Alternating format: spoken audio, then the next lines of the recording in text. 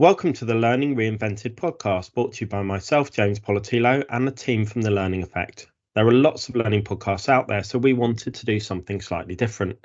In this episode, we'll be exploring why so much of leadership and management training does not work and how you can change this. To share his views and practical experience of how to change this, I'm delighted to welcome Tom Manning to the podcast. Tom, welcome. Hi, James. Thanks for having me. I really appreciate you taking the time to join us today. Do you want to start by introducing yourself to our listeners and telling them a little bit about yourself? Yeah, so obviously my name's Tom Manning. I founded the Pathway Academy, and really kind of what we're most interested in is helping organizations get more consistent results, helping managers get more consistent results, teams get more consistent results to a higher standard. That's kind of what floats our boat, and how we do that, or the method at which we are helping organizations do that, is typically some kind of management development training, skill development, but we like to approach that in a bit of a different way than what perhaps traditional management development looks like. But that's what we do as a bit of a background. Tom, and I know you've had sort of a non-traditional route into that as well, so we'll explore that as we go through the podcast as well. But do you want to start by setting out some of the challenges that are created by some of those more traditional approaches to management development? Yeah, I think the first challenge really is that we haven't fundamentally changed the general approach for so long that we just keep taking the general approach. And what I mean by the general approach is we go, oh, we need a management development program. So that makes sense, doesn't it? So let's put something together. Either we'll deliver it, we'll get somebody else in to come and deliver it, whatever we're going to do. And then we push people through a program, and at the end we get some happy sheets and we all celebrate success, and that sounds great. And then fundamentally not much really changes. And so then a few years later we kind of go, oh, we should do a management development program, and we start all again. And so I think, if anything else, I think it's the absence of another choice that I think is part of the problem. Is there's been an absence of a different approach, so we just keep taking the same approach. And often when I talk to people, they resonate with why it's not working. They just haven't had another choice before, so you just assume, well, that's what everybody else is doing, so that's what we'll do. Yeah, and I mean, when we've spoken in the past, it resonates with a lot of the things I've seen in my career, because I've been into lots of places. You walk in, my role's generally been to either start up or turn around learning functions, and you walk into an established learning function, you look at this stuff and think, what's this achieving? What's the impact of this? But it's almost like, well, that's what we do. That's what's expected. We're busy. We're churning things out. We've got, as you said, some happy sheet stats that can prove that everyone had a nice day out of the office, and maybe the sandwiches could have been better, or whatever it happens to be. But looking at that impact, and I think the point you make about the fact that you might do it and then in 2 years you'll do it again. I've seen a lot of that in organizations where often a new leadership team will come in and they set out a new strategic direction, and then they go for this, let's sheep dip everyone through this new approach, and then that doesn't quite work, and then they're out 3 or 4 years later, and then someone else comes in and repeats the same stuff. And in essence, often the business becomes really cynical to that approach as well, because they've seen it and that change has glanced off the organization before, and the people who are in the business are like a permafrost that you can't get past, because that management training is never going to have an impact, because they're just waiting for the next initiative to go away, and they know nothing's really going to change. So yeah, when we've chatted before, that messaging has really resonated with me. Yeah, and it's funny because there's the other issue is there's no accountability whatsoever for people to develop these skills. I can turn up to this management development and I can apply or not apply those things at my total discretion. I could ignore it all and just go back to doing whatever I was doing before. And there's just no accountability for that whatsoever. And and of course, even for the engaged learner, what are they going to learn in 3 days? Like if you say, like, oh, Tom, I fancy learning kickboxing. And you said to me, oh, what I think I might do is I might go for 3 days, and then I think I'll be great at it. It's just not going to happen, is it? You're going to have to go, 3 times a week for the next 12 months if you want to get any develop any decent skill level at it. So why do we think that this really difficult skill in managing people, all those other things that go into all those skills that we need when we manage other people and lead other people, why do we think that we can just pick that up in 3 or 4 days? It's mad, really, when you think about it. But because we've always been doing it like that, that's just what we keep doing. So, And I think there's almost not good reasons, there's very practical reasons for the why that existed. Because roll back to the start of my career when you struggle to get people out of the business, and there was I've been there and done it myself. There's a tendency that if we're going to get them for a day, we're going to try and give them as much as we possibly can. So you end up content bombing them, and you give them too much and they get a bit overwhelmed, and then you're hoping they go back and do something. And in the same way that, you get someone out for 3 days, and, it might be that everything in the past had to be face to face. So if you were bringing people from all over the country, possibly all over the world, or just out of an operational business, you had to bring them out, ring fence that time, put them in, and then you had to hope they would create time in their own worlds to go back and practice or implement. And that was where this started. But we've moved in the world such a long way past that we wouldn't ever learn anything else. Your kickboxing example, if I want to learn anything else, I'll find it myself. There's so much resource and knowledge available. Yet as this whole organizational learning thing seems to cling on to, for some reason, something that, as you sort of pointed out, is a little bit nuts. yeah, it is. And, when I learn a lot of, like you said, you mentioned I've sort of come at this from a slightly non-traditional route. I mean, so when I learned a lot of the content that we teach originally came from a lot of stuff I learned around my own personal relationships. And when I was doing that work, I used to like, it's hours and hours and hours of work. I used to have group coaching, one-to-one coaching, like for an extended period of time, very intensive 4-year period. And like, what's interesting as well is with that type of learning, particularly where we're learning about ourselves and our relationships and how we interact with other people and all that kind of stuff, is what I found is the learning wasn't linear. So like I would, sometimes I'd hear my coach say something. I was like, oh my God, you said that 10 times. And I just hadn't realized what you were saying. So suddenly the penny drops and I'm like, oh my God, that's what he was saying all those times. But it's like, it's not a linear process, but it's constant exposure. And as you strip away layers of your own ignorance and you build your experience, suddenly you can hear something that you couldn't hear before.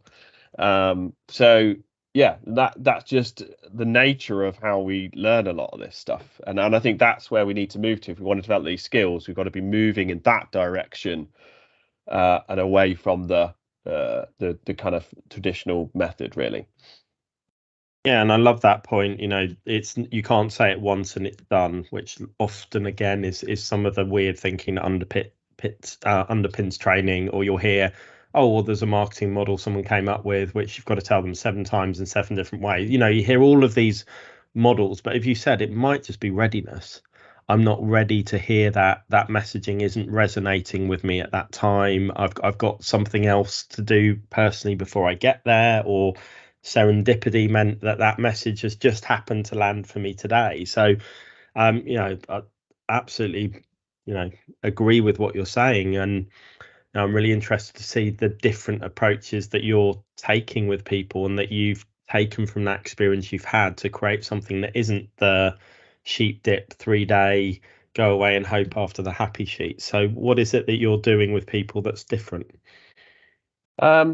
We sort of have like a 3-pronged attack, really. The first thing is making sure there's some kind of reasonable framework of accountability, and this kind of touches on this point around can people turn up and then not really take responsibility to develop the skills? So we've got to have a way of kind of measuring some method, and it's not perfect, but we need some method of measuring skill levels by collecting data and other ways we can do that, and having some clarity around what good looks like and what the expectation is, so that we can measure against it. So that's sort of like some framework type base work that we'd want to do, because that means we can hold people accountable to their skill development.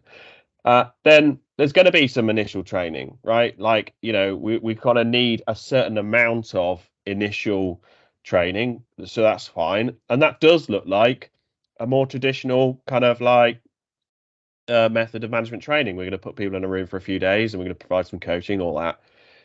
But then after that, for me, there's a mix of really, really good access to online content that's really helpful, that reinforces all the training and the content, and really easy, accessible to digest, easy to get. If you're like, oh, what did he say around that one thing again? And you can access it really easily. And combine that with coaching, drop-in sessions, refresher sessions, so you're embedding the learning so that you can get that constant exposure to that same core content, so you can build your skill levels. You apply, you're going to make some mistakes, you're going to mess up, you can get some feedback on that, and then you go again, and that's how you build any skill.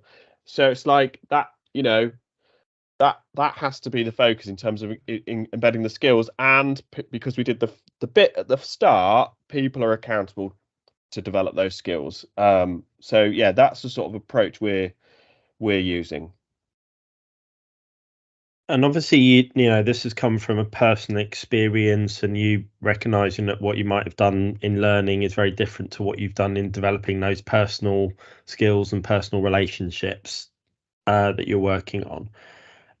You've then come to sort of create this model. How's that been? Has it been an iterative process? Has it been a better test and learn? What are lessons that you've learned along the way that maybe you didn't expect?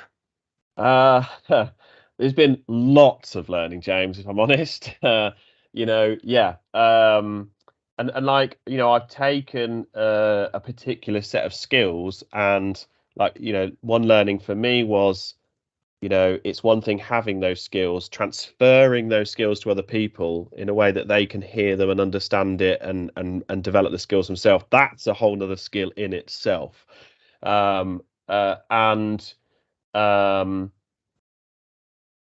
The other kind of key learning for me was this whole sheep dipping thing. We developed some training, we were getting really good feedback on it, and we delivered this training for this one organization, and it just felt to me like we were sheep dipping people through, and I just wasn't as emotionally engaged in that, because sort of like, I suppose, like I said right at the start, what we're really interested in is helping the organization see a change. I really don't want to just turn up, just be some guy who turns up and everybody just goes back to doing what they were doing before, or it's like, oh, who is he? We want to be able to have an impact on the organization, or help them to have an impact over a longer period. And so I think, yeah, that was another big learning for me, was like, I just don't want to be doing that. We want to be having more impact than that. And so that sort of prompted how else can we approach this? And from an accountability point of view, we teach accountability. So I'm like, well, are they really accountable to develop these skills? Well, what would they need to do? And so we slowly working out piece by piece, how would we put together a framework that enables us to measure that capability and hold people accountable to it. So very much an iterative process. We've sort of basically piece by piece by piece, we've built this up so that we've got something that is significantly more robust than certainly what we started with. So yeah. And I think you're not just taking the learners on that journey of change and accountability, but you're also probably taking the learning teams and the organizations you're working with on that journey as well, because as you said quite early on in the conversation, we're doing a traditional because there isn't another version. So if you're coming along with a new version, I'm really interested in how that change journey has been with your sort of direct clients rather than the people who are learning. Yes, it was a very good question. I think in the early days, the honest answer is I was messing that up a lot because I wasn't clear on it myself. I was having to work this out as I went along. What I'm finding now as we're getting much clearer around how this works and the approach and putting it all together, we're finding if I'm talking to new clients, like straight away, they're kind of going, "Oh God, yeah, this is like this is ringing bells all over the place." They're like, "Yes, I recognize that. Yes, I recognize that." So yeah, that's definitely been a journey, and I think like I've been talking to some new clients recently, and they're like, "We love this because it genuinely gives us something we didn't have before. I really don't want to go back to sheep dipping anymore. I just Yes, there's lots. I think we're pressing on buttons that people recognise. We're sort of like the elephant in the room, but equally, there's quite a lot of education that we're going to have to go through a lot of education. I think that's the other thing is you kind of don't know what you don't know. We're having to educate people that there is another option out there, and that takes time, which is partly why we're on things like this and helping to kind of spread the message and stuff like that. Because how we help people realise whether you work with us or not, you have another choice.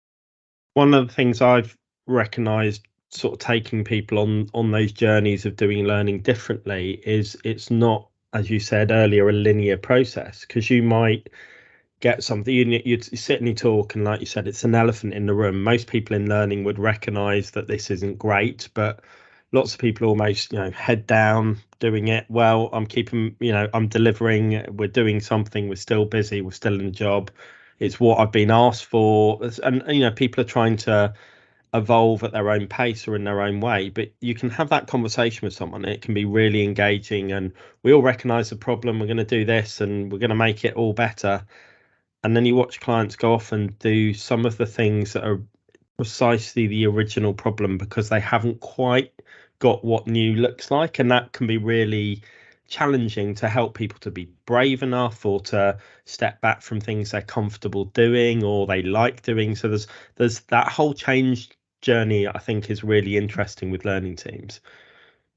Yeah, and I think I've really learned that if they're not ready, they're not ready, and people are different ready at different points. And a bit, you said it earlier, you said something like, "If I'm not ready to hear it, or I'm ready to hear it when I'm ready to hear it." And it's not just the learning team; it's the organisation. You might have the learning teams like, "Wow, this is amazing," rah, rah, rah, and then they go and talk to the rest of the organisation or other stakeholders. They're like, "No, we're not doing that." So it is a journey. I think what I've definitely learned is I'm very happy to start where you are at, or where you know what I mean? And then that might be a taster session. We just come along, we just come and do, you've got a group manager together, we'll come and spend 2 hours with you, and we'll get a bit of a taster around accountability and other things and get you thinking a bit different. And if that's where you're at, then that's absolutely fine with me. And so you can't force somebody to be ready before they're ready, and that's okay. And so it's funny, I've got one client who is sort of like took a bit of a roundabout route to get to the end location. We kind of getting towards the end location, but actually we could have done it a lot quicker, but they weren't ready to do that, do it in that way, and that's fine. That's just how it is. So.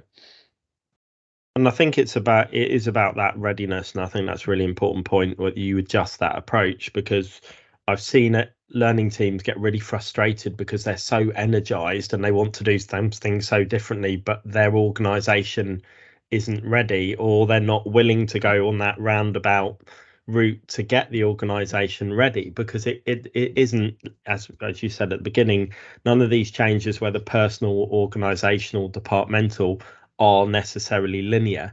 There will be, maybe the organization gets it on that 10th conversation, if they go, now I can see why you're trying to do this differently. Now I can see why sending my 3 people out and going, I've ticked that box, isn't solving the problem, and we're facing the same challenges again. But even though that's patently obvious to maybe you and the first person you're speaking to in the organization, that takes time to sink in. If we roll back round to personal accountability, because that's got a really strong theme within how you deliver this, how are you delivering that? So you've got the initial sort of assessment of skills or setting of benchmarking, but can you talk me through a little bit more in detail about how you create that accountability? Yeah, so Fundamentally,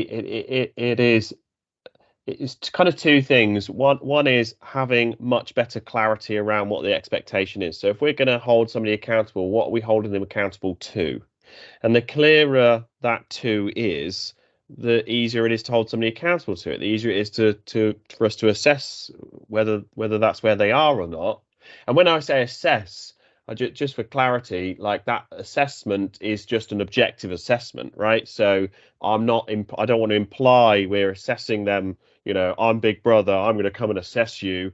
It's well, if you're a 2 out of 10, that's useful information, isn't it, to know that I'm a 2 out of 10. And if I'm engaged in the process of getting better and you're engaged in the process of helping me to get better, then that's okay if we're both willing to go on that journey, depending on where I'm at. But anyway, so we need to do some work, and lots of organizations will have like competency frameworks and things like that. But I personally, from my point of view, often find that they sort of water it down because they want it to be easy to digest for the business and stuff like that. And then they just take away all the teeth, and it just, it's just like, well, and then it just sits on a shelf somewhere and nobody uses it. Like it should be very much a working document that managers are using all the time to help develop their people, as far as I'm concerned. So that's one piece.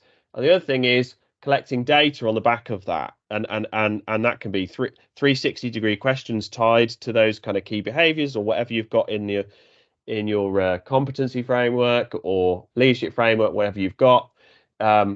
Definitely surveying team members, question sets that related to their own manager, as well as the organization. Quite often we ask team members about the whole organization. We don't ask them anywhere near enough questions relating to their own individual manager. So so 360s, staff questions, all sorts of things like this. We can start to collect more data. It's not perfect. We'll have, of course, one-to-one paperwork and stuff like that as well. So the line manager has got their own personal view and experience. But when you start putting all of that together, you start to build a much more objective picture around where the skill set is. So that's where we can start to create that level of accountability. Plus, if we've got online content, are you using this online content? We can get managers to self-assess as well. How confident do you feel in having difficult conversations out of 5? Well, I think I'm a 4, or I think, sorry, if you say I think I'm a 2, but you haven't accessed any online content, you haven't gone to the coaching sessions, so why have you not done that? So it can prompt lots more questions and accountability around it. So yeah, I don't know if that answers your question, but that's typically how we might approach it. So I sort of get that whole data piece. It's just sort of drilling down into that individual, because like you said, your difficult conversations example, unless I believe and really want to have difficult conversations, unless the impact of those difficult conversations is understood and managed, so my team are falling apart, my performance is not happening, I've got high turnover because maybe I've got a couple of toxic people in my team who are seeing off all the new ideas who come in, and whatever else it happens to be, I need to deal with that and challenge that, or whatever the situation is.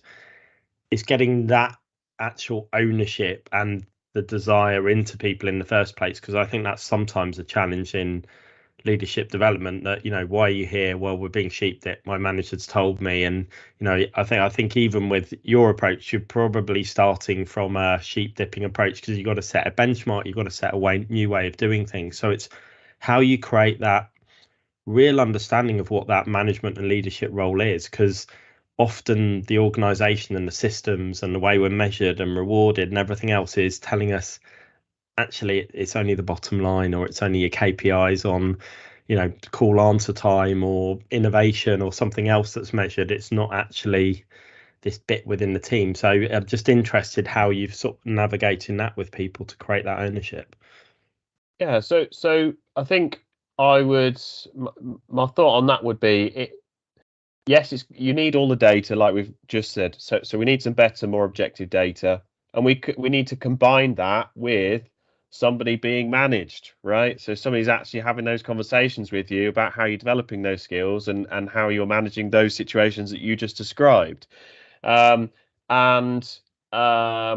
so everybody's playing a role all the time, constantly trying to manage the person that sits underneath them, even if they then manage a team, to try and embed those skills, develop those skills.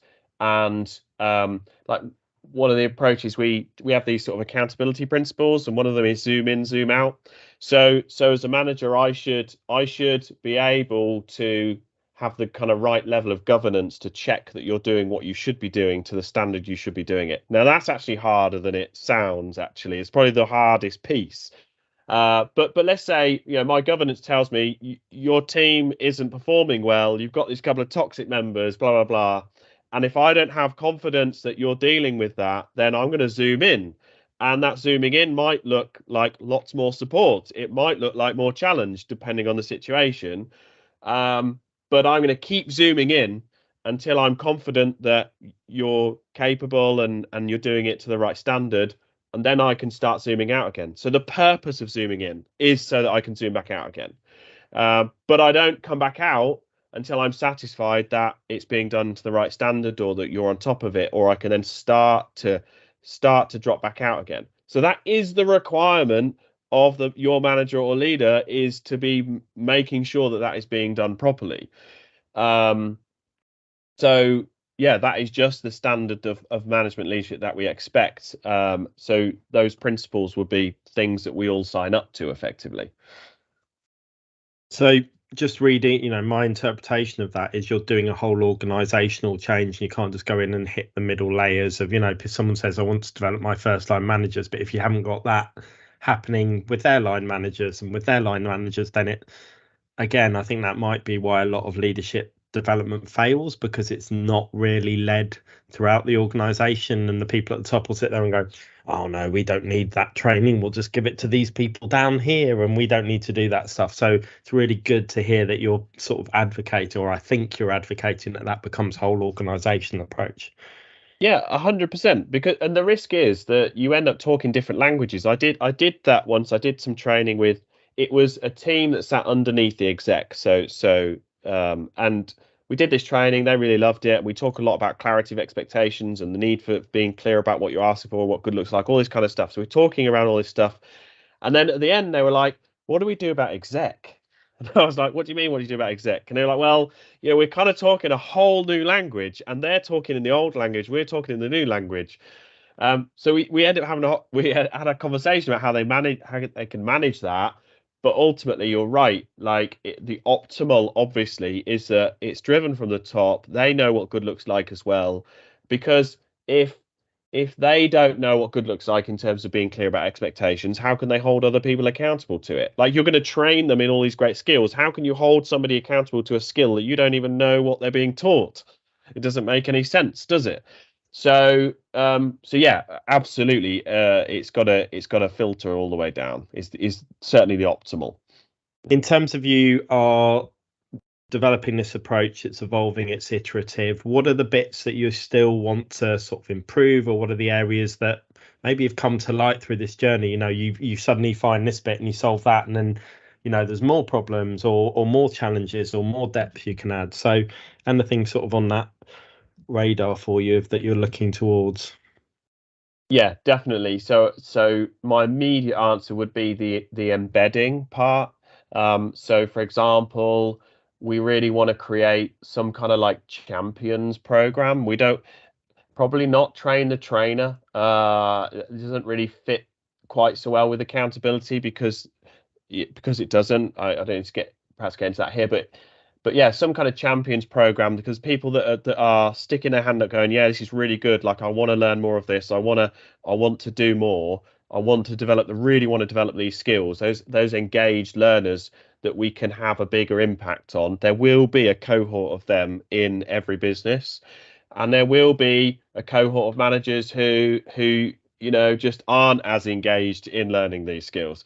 So let's take those change champions, let's do more with them, let's provide better support, and kind of that definitely will create a lot more momentum within the organization. So definitely we want to keep building out that, and also develop a much broader sort of refresher training type content and materials, so we can take what's in our training, come up with additional exercises and additional bits of content, half-day sessions, virtual sessions, all that kind of stuff. It's all in that embedding. That's definitely going to be the focus once we've got all of this nailed down, all of the sort of initial training and everything. We're still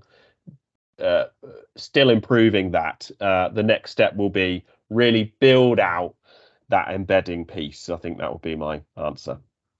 Yeah, I think that's really positive, because going back to the original challenge we were talking about of this sort of initiative glancing off the organization, and one of my challenges back I often give to learning people is, as soon as we call something an initiative, to me it just says this is not really something we believe in, or not really part of something we're doing. It's something we're doing in response to something else, or for a season, rather than this become the way we do things. So it's really great to hear about you getting this in, it being whole organization, you working to embed it, and then when the next thing comes along, they don't need to change anything, they just need to further embed it, to build it, to make it more enhanced, rather than to do to something different or new and shiny. Is just work harder and better at what we're trying to do. So I think that's a really positive message.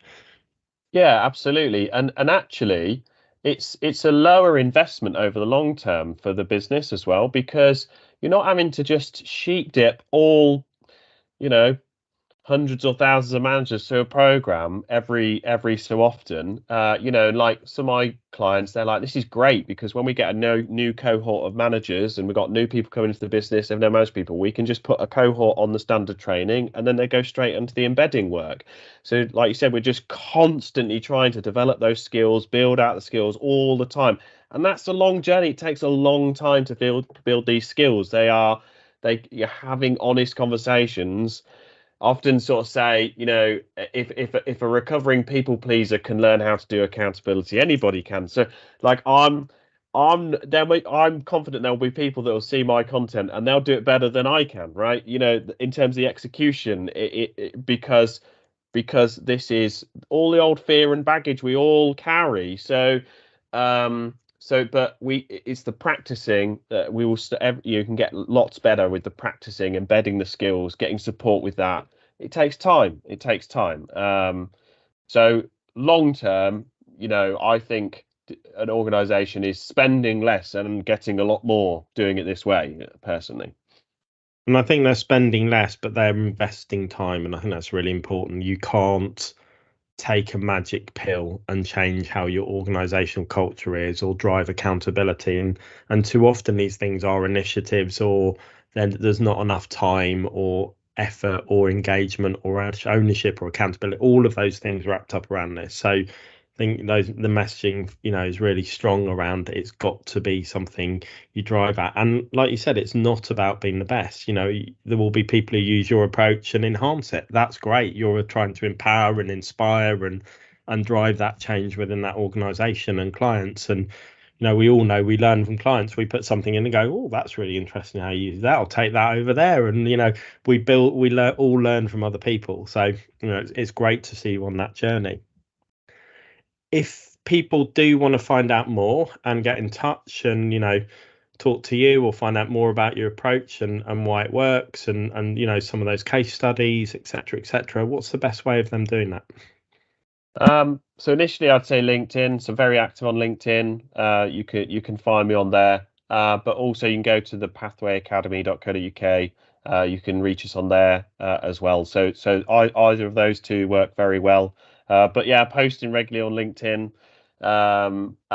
So yeah, connect on there, and that's just a nice way to kind of get exposed to some of the content and some of the messaging and stuff, and kind of find out whether that's a fit for you, whether that resonates with you, all that kind of other stuff. So brilliant, Tom, and thank you for joining us today, and we'll make sure that all of those links are in the show notes below.